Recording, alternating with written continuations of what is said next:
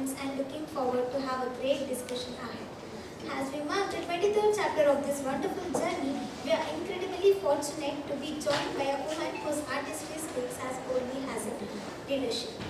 Please join me in giving a warm and respectful welcome to our distinguished guest and speaker, Dr. Nandini Chawla. We are delighted to have her today, bringing her wealth of knowledge and experience from the academic world. Her presence will undoubtedly enrich our discussion on women in leadership. With great respect, I would like to thank our Managing Trustee Jairaj Sir and Principal Sharmishta Duttama and our Administrative Officer Annadani Sir for organizing such sessions that help in our career building. Nandini ji has 28 years of rich cross-cultural work experience in the areas of HRM and leadership development. She is the CEO and co-founder of TV Rao Learning Systems. She set up the Bangalore office in 2009. With 28 years of rich experience, she worked with senior leaders across industries and sectors to design and deploy organizational transformation processes aimed at creating and sustaining large-scale change. She brings to the table a live business exposure as a successful line manager, having interacted, managed, and dealt with scales professionals, subordinates, peers, senior management, and above all customers. She is a life member at the NHRD network and was a member of the executive committee for the NHRD network Bangalore chapter for 2 consecutive terms and was also an academic advisor board member of the Acharya School of Management. She received her ACC accreditation from the International Coaching Federation. Madam had also completed her brain-based coaching from the Neuro Leadership Institute. She was completed the Basic Human Processes Lab offered by ISAPS, which is MBTI. She began her career with Titan Industries Limited, initially in the watch division, handling the line sales responsibility, and subsequently with the jewelry division Tanishq in the retailing and product management functions. Thereafter, she joined Indus League Clothing Limited, handling the Scholars brand. Her professional experience in successful marketing driven organizations spans skills, retailing, product management, and brand management. Dr. Nandini Chawla's background in academics is impressive, and her publications have made significant impacts on media. I would like to highlight a few of her notable achievements and publications. Her articles on 360-degree feedback have got published in leading publications like the HRD Network newsletters, Human Capital, and Vikalpa. Lessons and Learnings, published in Vikalpa, volume 36, number 4, October to December in 2012. She is the editor-in-chief of the magazine by TPRLS, titled Perfect Professionals, especially targeted at line managers. Dr. Nandini Chawla's academic credentials are truly impressive. Her academic achievements have prepared her for current role as a thought leader in the field. Madam has strong educational foundation and impressive certification. She has developed expertise in various fields. Lead accessor in multiple assessment development centers conducted for IT manufacturing and the services industry. We are honored to have her today with us. Without any further delay, with a big round of applause, I would like to invite Dr. Nandini Chawla to take the stage and share her thoughts with us. Thank you so much. All the introductions you said were in so much detail. Thank you. But one correction, I'm not a doctor. Okay, so I'm just Miss Nandini Chawla. So, no, it's perfectly fine. For a short while of period, you made me feel like a doctor. So it's okay. It's absolutely fine. It's a pleasure to be here with all of you, and thank you so much to your college for inviting me, and most importantly to Jairaj sir. I think he's what has made it possible. So what I'm going to do, all that introduction which he shared, let me add some of the things which are not there on the introduction. So I thought I'll take about 10 minutes to share about my journey, my education. When I was your age, what did it mean to me? And then I'll share with you about my professional life. And I'll leave a lot of time for you to ask questions. I'm sure many of you are sitting here with so many questions in your mind. You're at such an important part in your life. you have the whole world in front of you. You have jobs to get into, you have new experiences, new friendships, all of it. So I thought it's a very good thing to take some time and answer as many questions as possible. So let me share a little bit about myself. I was born in Andhra, in a very small, obscure kind of a town, and but raised in Ahmedabad. So my father is a professor in IIM Ahmedabad. So I was born, literally brought up on the IIM campus, and I was very fortunate that I did my education, my entire schooling in an all-girls school, and which was run by nuns. So it was a Christian missionary, and I think I learnt a lot. Many of those sisters were very, very strict, but they instilled very good manners. You know, small things like when you attend a birthday, always telling people thank you, or if you got a gift, telling that person what a wonderful gift it was. So very basic manners, I think, got set in my initial childhood. If I look at my grade 1 to grade 12, I think what I really remember is I learned how to work hard. That was the biggest thing. So if I share with you two things. One is I made the best friends for life. Because when you make friends at a younger age, they never judge you. They know what you are, they will accept you.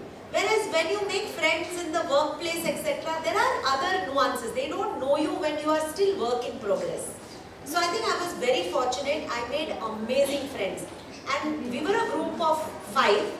4 of them were all sports women, and they were all national level, district level. And I was the shortest. For me, I used to have a lot of problem even passing my PT exam. In fact, I used to pass my physical test with grace marks from the faculty. So looking at the fact that I had friends who were so good in sports, and because I was not good in sports, I put all my energy in academics. And I started topping, like I think in the 10th standard I got the highest in the whole school in English. So my way, there was always, because of these amazing friends I had, I used to push myself, what can I excel in?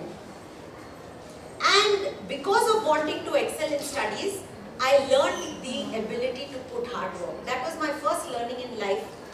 And sometimes I think it was always that insecurity. Even though I would work hard, I would feel, oh no, maybe I can still fail in studies.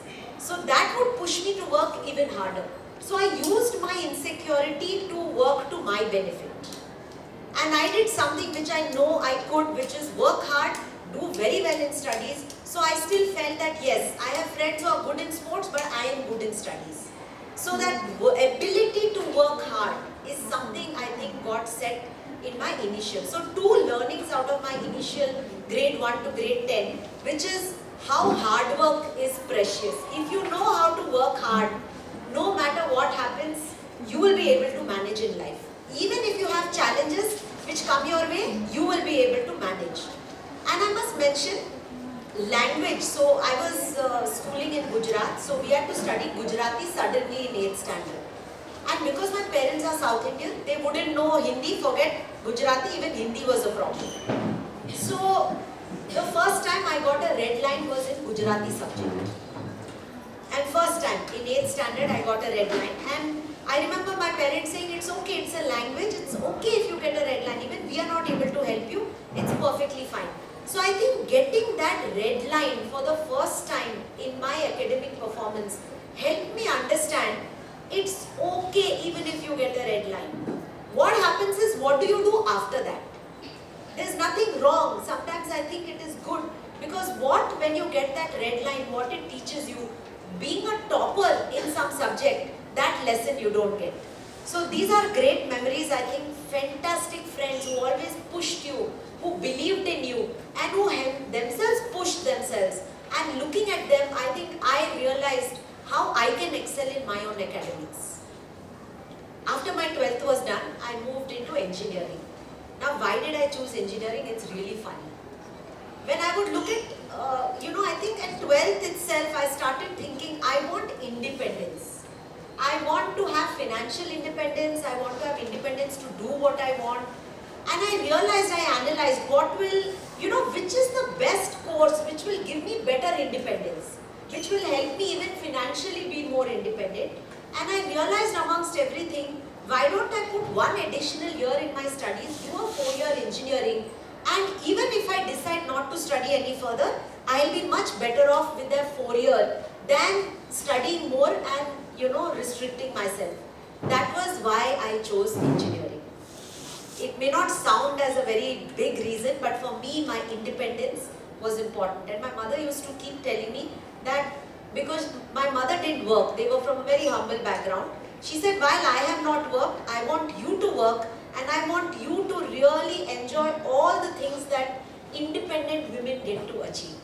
So she would never let me cook, even when I was growing up. She would say, I will bring you your juice to your room. You just focus on studies. And that what she told me. Every time I used to study, I used to dream what she would tell me. She would say, go, travel, do what you want. So every time I used to study, I used to take a break. I used to give myself 2 hours of study, 20 minutes of break. And I used to dream. I used to imagine myself walking with a laptop, going in an airport, going internationally, teaching people. And grace of God, every single thing I dreamt has come true. Every single thing. There's not a single thing. Today it's a different thing. Sometimes I just wish that can I travel little less. Because literally every week there is some assignment. Last week I was just in Dubai. I just got back Tuesday early morning. So all those dreams which I used to give myself a chance to think about, all of those have come true. Yes, it did take a lot of hard work. It did take, yes, downs. There have been downs, there have been ups. But I think one very important thing that I learned in my college years is the power of dreaming. When you dream, you're also sharpening what is it that you want.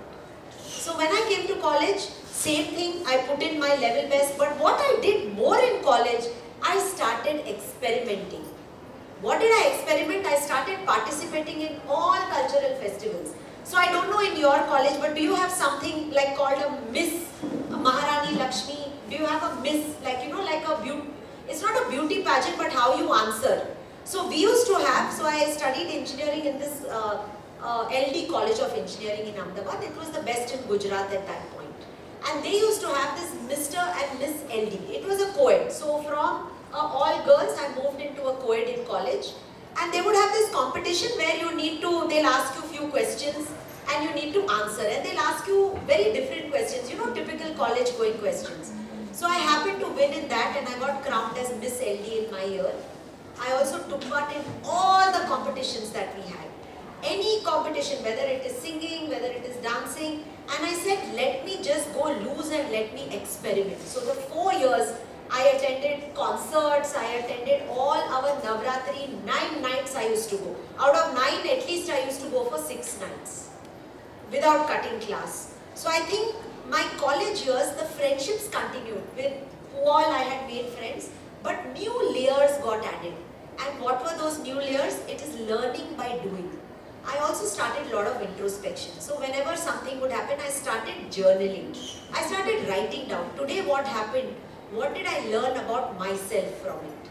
I still have that journal with me. I still have all the cards that all of us, gave to each other.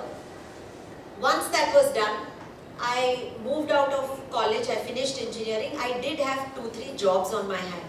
But by then I knew myself well. And I knew if I start working, I will not be able to get back to studies. I knew that about myself by then. So I said, let me not pause and work, let me directly get into an MBA. So I prepared and I got into Nursing on G Institute. So I did my 2 years, though I was very keen to specialize in human resources. You are aware of HR, no, as a subject. So I was keen to do HR, but when I got into NMIMS, it was known more for marketing. HR was not at that point, I'm talking about literally 30 years back, it was not being offered. So I decided, let me do marketing. On campus, I got through and I joined Titan, which was one of the company of my dreams. It took me I interviewed with many companies, but for some reason, initially a lot of companies I didn't get through. Finally on day 1, I got into Titan, and another turning point in my life, I think I worked with amazing managers. So the kind of learning that I had from them was amazing. I still remember, though it was 30 years back, some of the lessons by my early bosses. So when I would go back and say, this was not done, I couldn't ask my business associate. One of my managers said, asking is for free. What is stopping you from asking? Go and ask. At the best, what will happen? Somebody will tell you no, but at least you went and asked. So I had a fantastic 3 years at Titan. Titan gave me much more than just learning. That's where I also met my husband and got married. And for the first year, I was in watches in Timex, and the next 2 years, I was in jewelry. So I used to handle the Tanishq brand. So a lot of learning. I think I couldn't have asked for a better company to start my career with. Then I moved on to the fashion industry. For me, I always liked fashion. Even when I was in college, I remember my mother used to say, wear all the things you want. When you're still thin, experiment, do what you want, because later on you don't know what compulsions. So my mother used to encourage me, wear Bermudas, wear whatever you want, because that was her thing, that don't have regrets in life. Do what you want at an appropriate time. So I was very happy when this came my way to join the fashion industry. I was assistant brand manager for a brand called Scullers. So that was also something I learned a lot about fashion. I learned about what is the energy in a fashion industry. And later, the company that I'm a part of, this was set up by my father. It's called TV Rao Learning Systems. So he taught in IIM Ahmedabad for about 25 years and then wanted to set up a consulting company. So he set it up in 1996 when I was still just about doing my completing my engineering and into my management. So the whole objective of his setting up this company was to help organizations all across to develop talent of their employees and to develop the organization. So at that point, after finishing 5 years in corporate, there was a keenness that he set up TV Rao Learning Systems in Bangalore. So there was another senior colleague, Dr. Gopal Mahapatra. So he and I, we took a plunge from corporate and we decided, let us set up this organization in Bangalore. So in the year 2001, we set up TV Rao Learning Systems, and this organization believes that every single individual is born talented. There's not a single one of us here who's without talent. But what we need to do is to help people reconnect to this talent and bring it out. So for the last, it's been now more than 20 years, 23 years actually. So for the last 23, 24 years, I've been with this amazing consulting company where we do two things. Number one, we do consulting assignments. So companies like Bharat Electronics or the Vedanta, all of them, they hire us to help them build talent in their companies. And second, what we do, we train young students like you who are in management, or we train young HR professionals in some of the consulting assignments. So we have something called an open learning program, and anyone can join it. It is done virtually, and we will train them so that they can go and make a difference in their own organizations. So last 23, 24 years has been amazing because as a consultant, I get to meet different people every assignment. Today I am working for some company in Hyderabad, tomorrow some company in Bombay. So imagine the number of people I am getting a chance to influence and the number of people I am getting to learn from. So it's an amazing journey.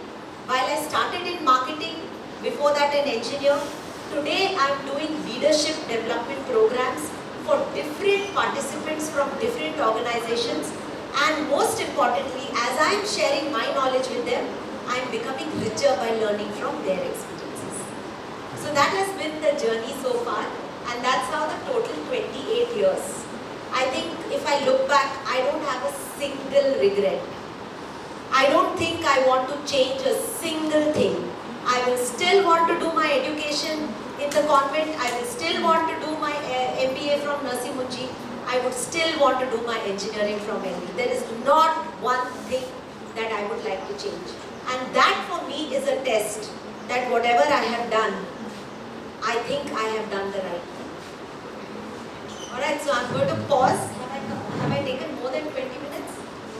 Alright, so I'm going to pause and I'm going to ask you to ask me whatever questions that you have. Is there anything specific you want me to, elaborate on? And at an appropriate time, I'll ask all of you to do a small exercise also, which will help you in your current life, which will help you as you move forward. So let me stop and let me, hand it over to you. And any questions that you have, anything you want to ask about any particular phase of my life or about what my thinking was, or anything at all. There's no syllabus for the questions you want to ask. So go ahead and ask whatever you feel you are curious to know. You all want to start asking first? Yes, I heard you all will ask me questions, right? Yes, so please go ahead. And I don't know at what time, at what stage we can ask them as well to ask any questions. My name is Vishnu. I don't think your mind is going to check. My name is Vishnu. I'm first year BA. What do you towards brain-based coaching and how do you see it impacting leadership in India in the coming years? Alright, very nice. So, let me explain what is coaching. Okay, let me give you a simple, what is this brain-based coaching? It sounds very dangerous, no? Brain-based coaching. Okay, let me simplify. Okay. Now, when I tell all of you to go to the gym, okay, what comes to your mind?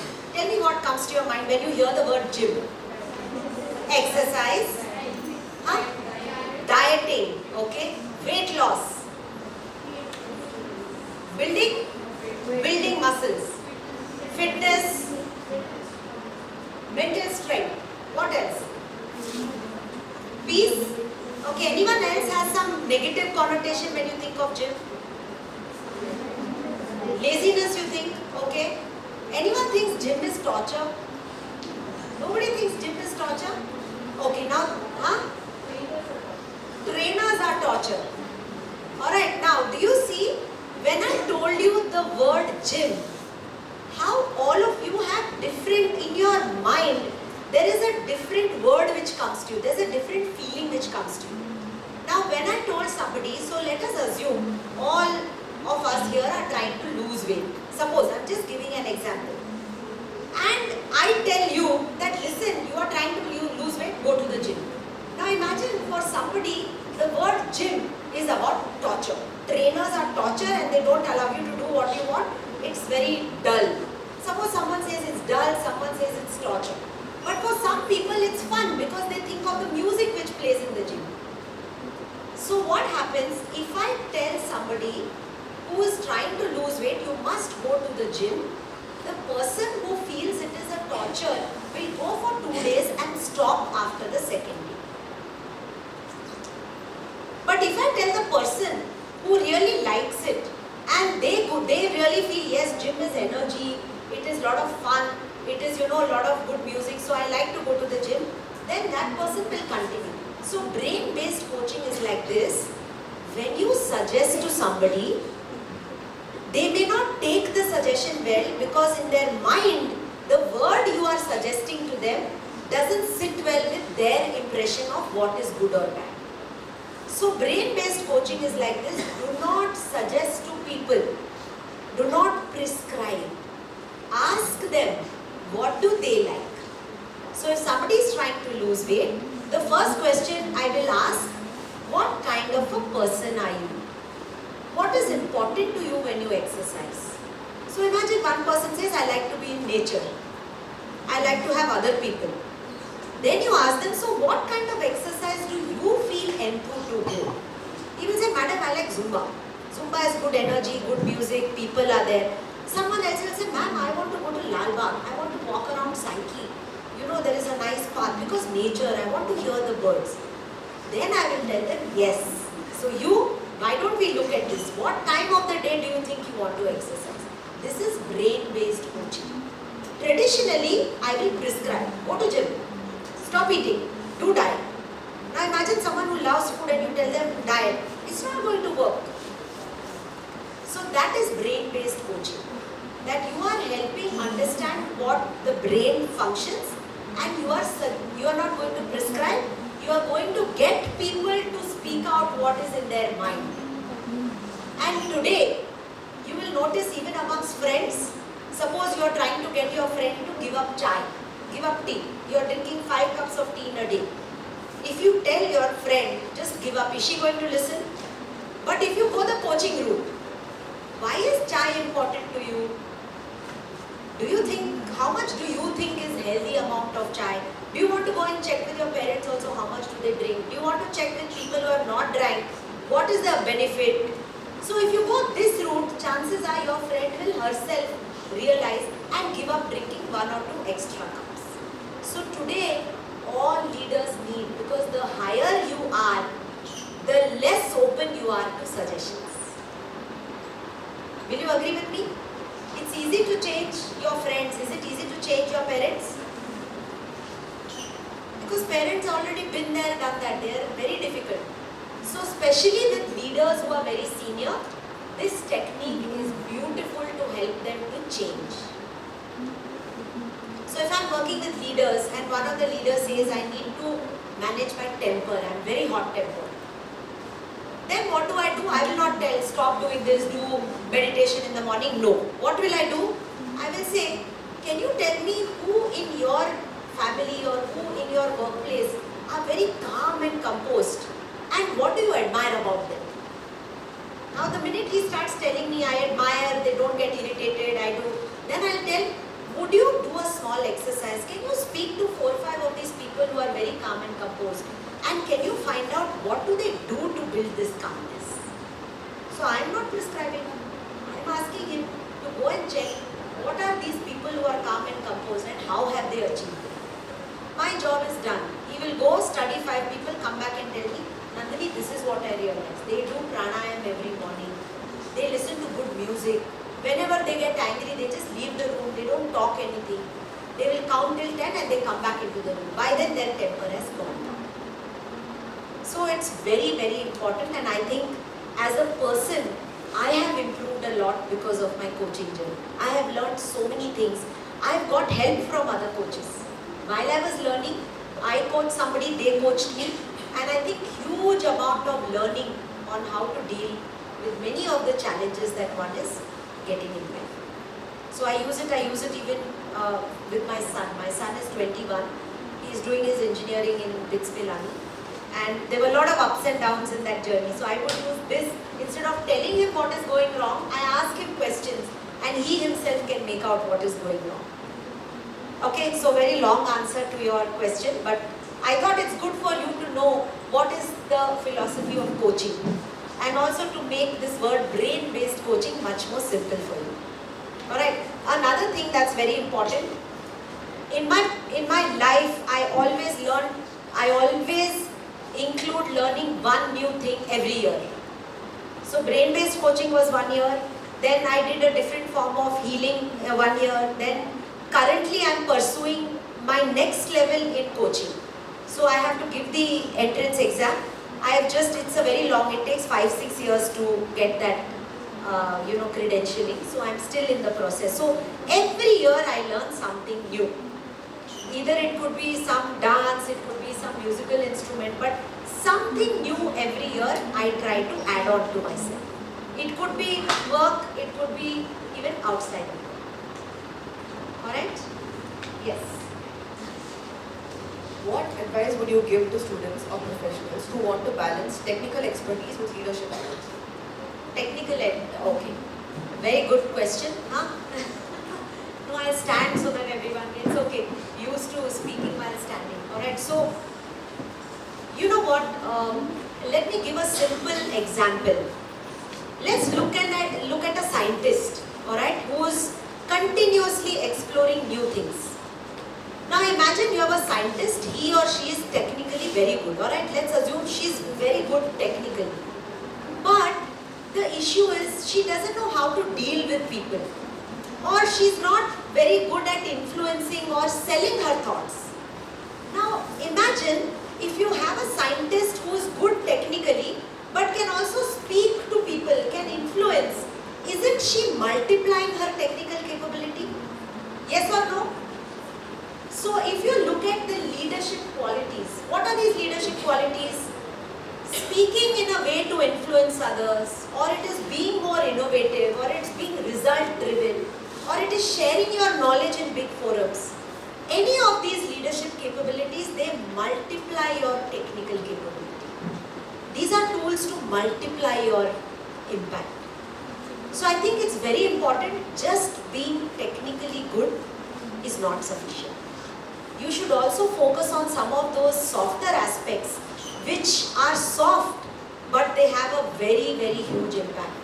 These are those leadership capabilities. The ability to influence, the ability to, your interpersonal skills to network, get good out of people, to be able to ensure that you think differently, think innovatively, and to keep results at the end. All of these qualities are very important, and I believe a simple answer is leadership capabilities multiply your technical capabilities. If you add leadership, you are a deadly combination. There is no stopping you. But if you just continue on pure technical, your impact is limited. Okay? Yes. Go ahead. Put it more closer. Yeah. I'm Pooja ma'am from BCE. Ma'am, from so much of year of experience, the one lesson that you have taught, which stays throughout the life and which you will never forget. This lesson, because of this lesson which I learned, that is the one point which made me to stand here. Okay, so can I give two instead of one? Yes, ma'am. Okay, because I'm finding it difficult to just focus on one. So I think the first biggest quality which has helped me achieve whatever I have is hard work. I feel if you're able to do that, it helps you in anything. So even if you have a family member who's hospitalized and you have some deliverable and at work and you need to help the family, you need to organize blood. Every single aspect in life you can manage if you are hardworking. So for me, I felt everything I've been able to do is simply because of great hard work. That's very important. And the second thing I feel which is very important is to spend time on yourself, building, I would say introspecting, and also having a larger view of life. Some of us call it spirituality, right? It could be in any form, but it's spending some time on yourself to understand what is happening and to build some larger view of life. So let me give an example. Suppose you have a setback. Suppose I applied into some company and that company didn't select me. That's a setback, right? It's a setback. But having that focus in life that this is a very small stepping stone, and in the larger game, this company is not helping you fulfill your life ambition. So I think having a larger view of life, not thinking today I got rejected, it is the end, oh my God, so bad. Having a larger view and knowing that whatever nature is doing for you, it is in your interest, wait patiently. So continue working hard, things will come to you, wait patiently for the right thing to come your way. So two things I think my biggest learning is work hard, it never goes waste, and second, have a larger view, introspect in life and know that something good will come your way. Because sometimes when you get, I remember I had got rejected from XLRI and I felt very bad. For 2 days I was not talking to anyone, I locked myself in my room. I was very, very low. Now, 28 years later, if I look back, I feel that was the best thing that happened to me. Because so many other good things wouldn't have happened had I not got into nursing engineering. But at that time it felt the end of the world. I felt so rejected, I felt so bad. So I think it's very important that no, it's a temporary thing. At some point something good which is meant for you will come your way. So I think patience and knowing that faith that something good is there for you, it will come. And hard work. I think hard work is one of the easiest ways. It's literally like you're climbing up the steps. You have an elevator, you have an escalator. Both of these can stop in between. Steps, there is no stopping, no? You can always take it. It is harder. Much more harder than taking an elevator or an escalator. But it is guaranteed. It will get you to the top. It won't stop in between. So if we are able to learn hard work, I think life is made. Wherever you are in whatever field, you will be able to excel if you have that ability. Just put your head down and work when you need to. You don't need to do it all the time, but whenever it is needed, can you do it? I think that to me is a very important. These two, I think having a larger view of life, not feeling disheartened, and second is hard work. Yes. From your first time of retail and commission, what lessons in sales and product marketing still today? What knowledge in sales you are asking? Yeah, and product management. Okay. So, when I joined Titan as a management trainee, there were 13 of us. And it is compulsory in Titan, when you join in management, you must go to sales. First year, you are put anywhere across the country. And my territory was Rajkot. I had to stay in Rajkot and I had 39 towns under me. You have Bhavnagar, Jamnagar, many of those, in Gujarat, they are very well-known towns. And sales is a difficult thing. Your feet on the street. You have to go to all these towns. Some of these towns, compulsory, you have to go once a month. So what are some of the things in sales that it has taught me is maximum learning comes when you are on the street, you are amongst the people. Maximum learning comes then.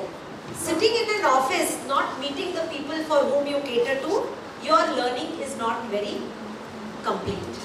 So I think I learned through a lot of hardship. I used to go with the redistribution stockist, sometimes leave at 5 o'clock in the morning, come at 12 o'clock in the night. But I used to feel very happy that yes, today I have done all these markets, I have roughed it out. So the learnings that I learned over there was how maximum learning comes when you are feet on the street. When you get your hands dirty, when you actually go to the bottommost level and you are actually getting experience, that is something that has stayed with me throughout. That is something I even continue here. So whenever we are doing any assignment for a client, we try to meet many levels to understand what are some of the pain points, what is it that you are going through. So going down below, going into depths, understanding and feet on street is something which has remained with me. In the second, which is product development, I think again, but there I learned dealing with different stakeholders. I had to go meet karigars, I had to go meet different jewelers, I had to meet franchisees. So the sophistication needed to deal with different stakeholders is something I learned in my product management. Because you're dealing with gold, it's a very fine product. The way you deal with franchisees who are setting up the Tanishq stores, the way you deal with, the suppliers of some of the products. So we may have a tie-up with somebody in Europe for our chains. That is the learning that we learned. How to deal based on the kind of people you are interacting with. How do you learn to be more sophisticated? How do you understand them and then customers? So these are the two very important learnings from the two stills in sales as well as in the product management.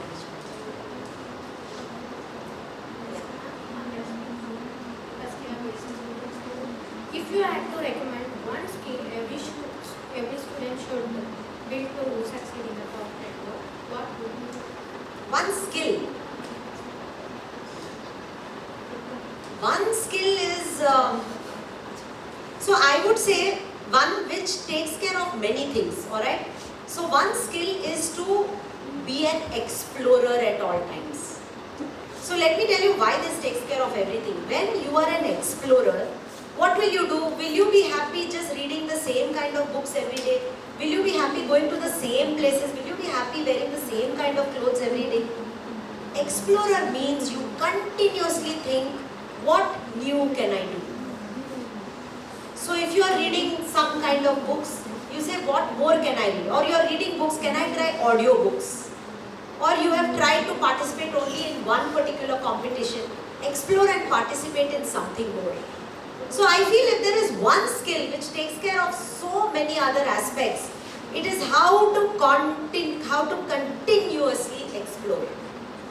So tell me, have you all gone to all the chai shops around your college? You all go to only one all the time? Or you don't go only? You don't go. Alright. So explore. Chai is okay, no students we can afford. But going to those places, seeing what new, or traveling somewhere. All of you have done one round of even the lake.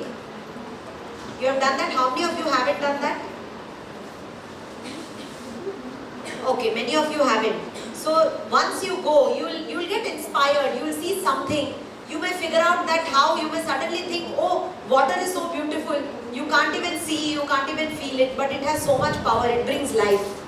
On the other hand, fire, it is so destructive. You can see it. So you may think, oh, what do I want to be? Do I want to be like this water who's giving life, who's so silent but yet can create so much impact? Or do I want to be? So you don't know when you explore what kind of emotions, what kind of new learnings come to you. So I feel the one most important quality is how to be an explorer. If you can explore every single day, you will never have a dull moment in your life.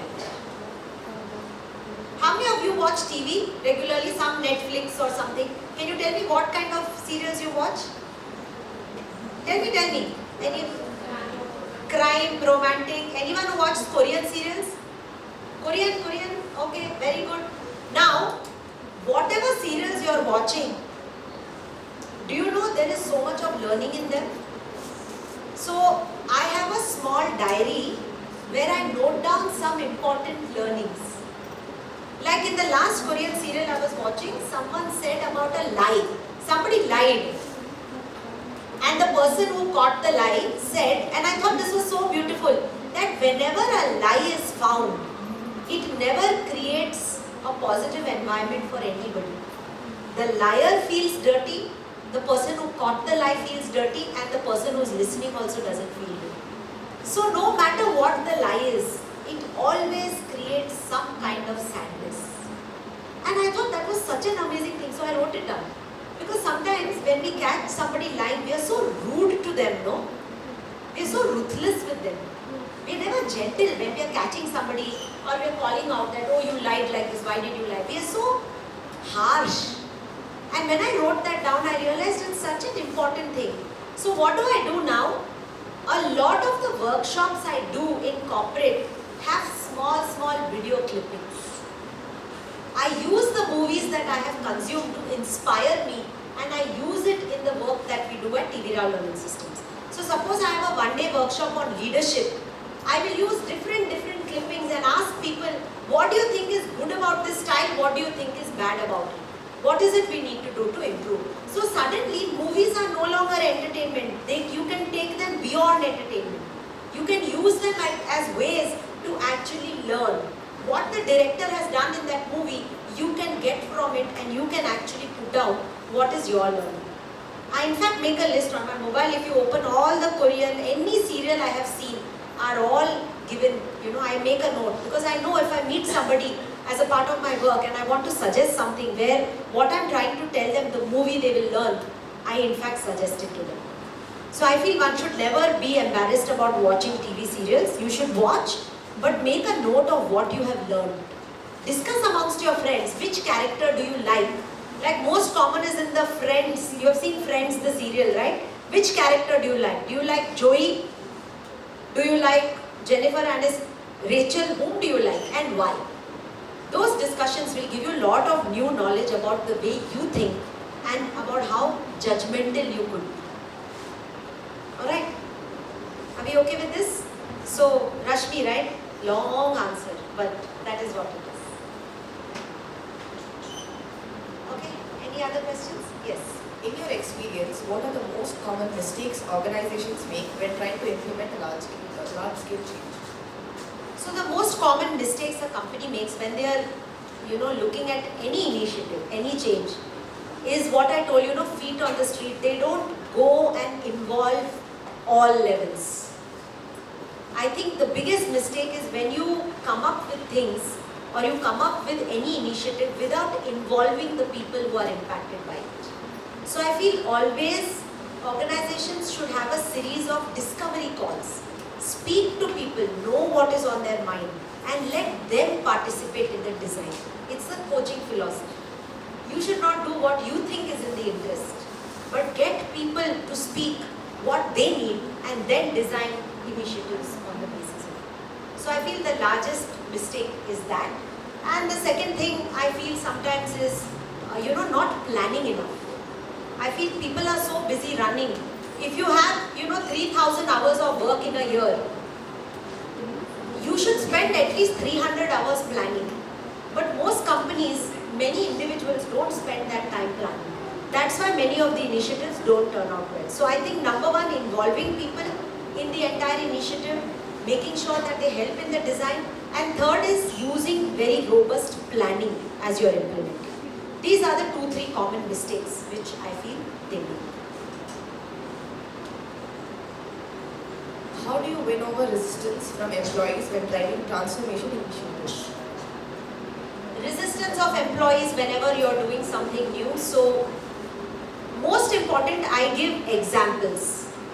So, I give them examples which they can understand. I share, this is what happened. That is number one. Number two, again back to the coaching. I do not give them the answer, but I know what is blocking them. I ask a series of questions so that the answer to those questions itself will make them realize that the issue is with me. I need to look at this differently. The specs with which I am viewing the problem needs to be changed. So once again, it's use of coaching philosophy. I don't tell, but I ask a series of important questions so that the individual himself or herself is able to see how the problem is in their resistance. And sometimes you may come across 1 or 2 people who just don't want to change. For these people, I just pray.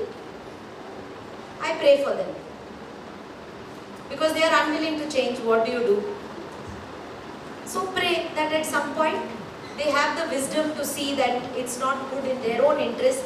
They should do something more and change. Okay, shall we ask them to ask a few questions? Then you all can ask again. Let's ask a few of them, right? Because we have just 10 minutes, isn't it? So shall we ask some of them? Then you all can go ahead and ask. Okay, go ahead. Somebody from the audience, what questions do you want to ask? Go ahead. Don't feel shy at all. Whatever is in your mind, just ask. Go ahead. Yeah, go ahead. Have you ever come across, prejudice or any sort of assumptions about you in your workplace, in your, experience as Yes. a woman, as a leader? Yes. So I must.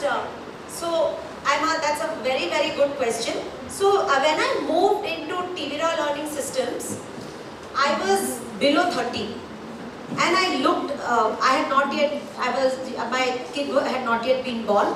So I looked very, very young, and I was fairly thin. I was 47, 48 kilos. And I used to do workshops like this and for corporates. So the first time when I went, I went to do the program alone. I didn't have anyone else with me. So the person who came in thought, I have come to set up. So he asked me, there's a workshop. I said, yeah. So he thought I had come to set up the LCD projector and do all of it. He didn't realize I'm the faculty. So then he said, so where is the faculty? When is the faculty coming? So I said, I am the faculty. So that time, my confidence was a little bit shaken. I said, do I not look like a faculty? Do I not look like somebody who can do a full day workshop? So for a minute, I felt a little, in my mind there was a little bit of doubt. How did this person think that I'm here to help in the setup? So that was a time when I realized there were many instances like this. Like they would say, oh, you have come, and they would see who's there else with me. So that happened for at least 2-3 years. But I realized, that it doesn't matter what other people think of you, it's important what I think about myself. So what did I do? I would rehearse what I have to say much more stronger. I would be so strong in what I have to do or say that in the first 5 minutes, nobody would ever think, how can somebody like her do a workshop? I did so much preparation in the back end. So that way people viewed me played to my insecurity, and I worked so hard that I overcame the insecurity inside. I realized it's not about what other people think. I should not think of that about myself. I should have the confidence, irrespective of how I look or how I may seem. It is the domain knowledge which I am coming there, which many of the others in the room, simply because the amount of work I have done in that area, they may not have. So sometimes what I do is I use this to figure out what I can change inside me and what I need to do to change it. So I only built my confidence using it. But that happens. And when you are not clear about yourself, people outside can disturb your balance. So the most important thing is work on yourself. It's not what people outside think. It's what you think about yourself. If you are strong, nobody can shake it. But to come to that level of strength, you need to do a lot of work on yourself. Okay? Yeah. One or two questions more and then we will hand it back to them. Anyone else who has any questions, go ahead and ask. Yeah. Ask whatever is in your heart and in your mind. Hi ma'am, Yeah. I'm Dikshit Kismi. My question is, in your 28 years of experience, what has been the most valuable lesson you have learned from managing teams and organizations? Managing teams and organizations, I think the biggest lesson I have learned is, always listen. Because very often when I have a team and something goes wrong, you always get irritated why they have not done it. Let's say there was a deadline, they have not done it. And I realized after I ask them and I hear them, the story is so different that there was no real reason for me to be agitated. So I feel the biggest thing is never say anything unless you have not listened to what the opposite person has gone through. So maybe they didn't do something because there was some issue at their end, or there was some firefighting. So very important, I feel, listening and communicating. So having a lot of communication, whether it is you speaking or asking or you listening to what they have to say, that can do away, it will prevent a lot of heartburn from both sides. I think listening is very important and communicating. So share what is in your mind and listen. Ask feedback from them. And once you have shared and once you have listened, chances are whatever you do will be the right thing. Because very often I have not listened and it has not worked out well. An employee has gone back thinking, she just doesn't listen, she doesn't care. So I've learned from those mistakes that always first ask, listen. Otherwise you can hurt employees a lot. So I'm trying to practice. I don't say I've got it, but I'm much more conscious. I'm still not there. I'm still work in progress, but I'm trying as much as possible to hold on, to ask, hear them out, and then share what I feel. Yes. Last 4 minutes. Yes. Role models. Oh, I have a lot of them. So I think first and foremost, my mom and dad have been great role models. My dad, a faculty who taught, I've seen from him the joy of giving. There was never an insecurity. Give to your students. He used to be most happy if his students are more successful. Even today they call him and they will say, we are doing this business. So they are so successful. They are in every way. And my mother, just the sheer dedication. The way she has instilled, the dedicated way in which she has made sure that all of us were able to focus on studies.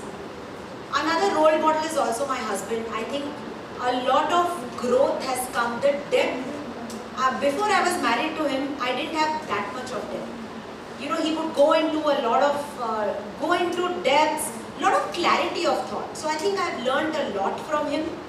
I have learned even from my sister the beauty of just giving, always being there for family. Relationships is something I've learned from her, and from my son I have learned determination.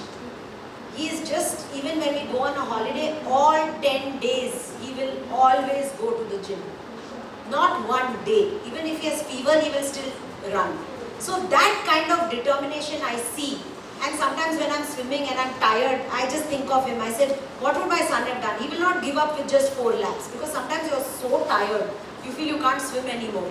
And I just think of him and I go on. I said, no, he does something which is impossible. I should at least do 1/3 of it. And I think from a lot of my friends who have always had belief in me, the way they push me and say, no, you can do this, you know, the backing that I have had, even my mother-in-law, I think, the simplicity I learned from my mother-in-law. So she was with me for many years. She passed away 2 years back with severe dementia. But I think the grace with which she conducted her life and the silent, you know, the motivation she gave. So I think I've been very blessed. I can't pick one.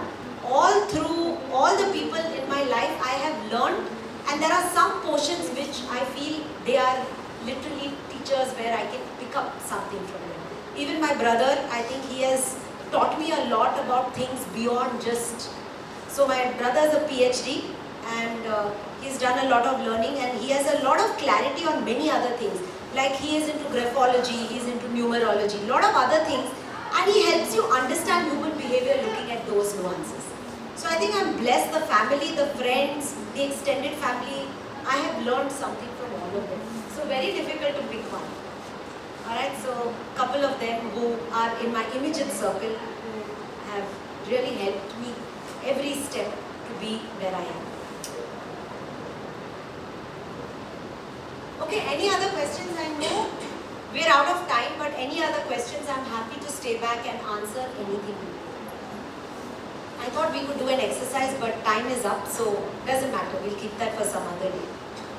Yeah?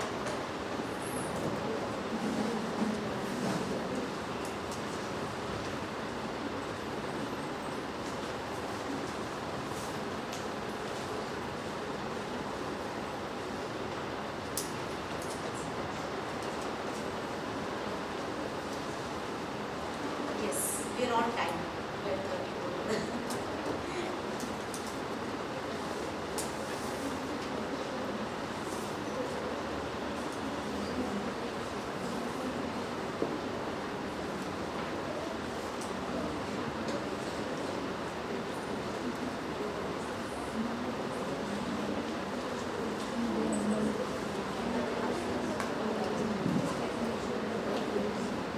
You want to use this? This is.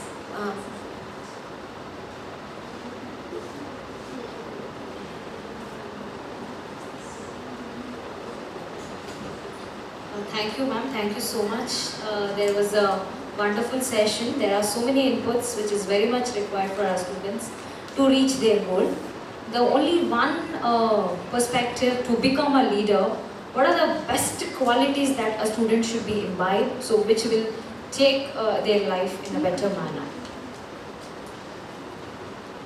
So to be a leader, I think the first most important quality is to have good character. Because if character is missing, it's very difficult. Character, when I say it's, about always telling the truth, not playing games, your audio and your video should always be aligned. That is something which is very important. Second, have some domain expertise. Some particular domain you are good at. Make sure you are an expert in that area. So, number one is character. Always being truthful. People should be able to trust you. Second, very important is, like I said, some domain expertise. Whatever subject knowledge you have, you should be very good at. Third thing, like I said, being goal focused. Have some goals in life and make sure you work towards it. And finally, I will say, build good relationships. If you have good relationships in life, life becomes easy. So good relationships, personal character, having goal focused, and having some domain expertise. Whatever your subject is, be an expert in that. These are the 4 qualities which I feel are important. Then you are on the way of becoming a leader.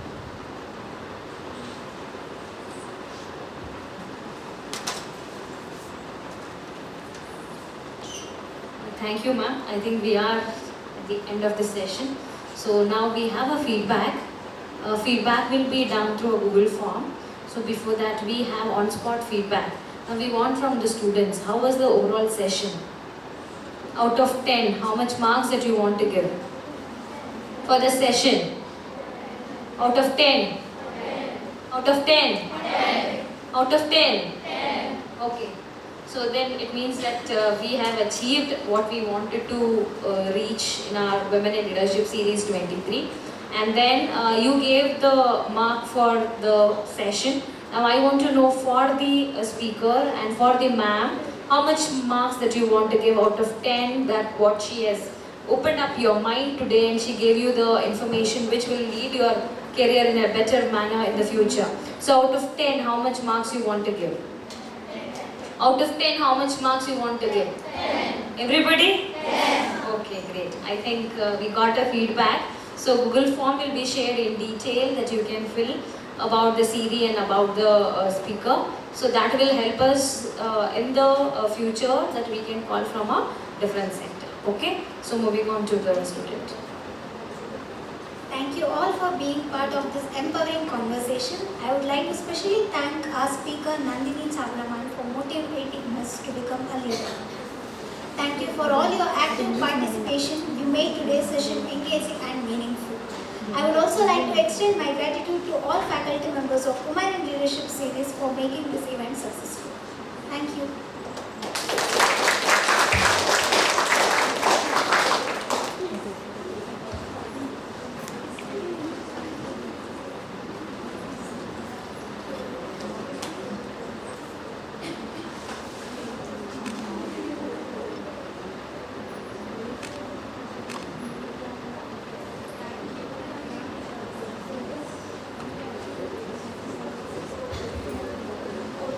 Now students can be there for 5 minutes. You can please fill the Google form. So the students who want to give testimonial bites for 2 minutes about the session and about the speaker. Anybody who is interested? So that will be posted in the website. It will be gone to social media about the CD and about the session. Anybody is interested to give the bites? 1 or 2 students? Any student who are interested? Or shall we give the opportunity to our panel members?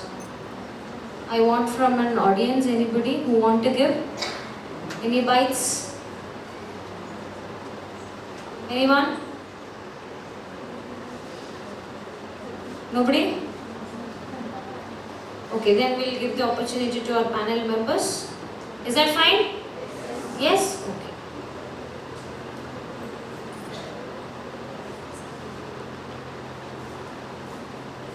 And we are closing the session and the Google form will be shared right now. Please fill the form, open your mobiles quickly.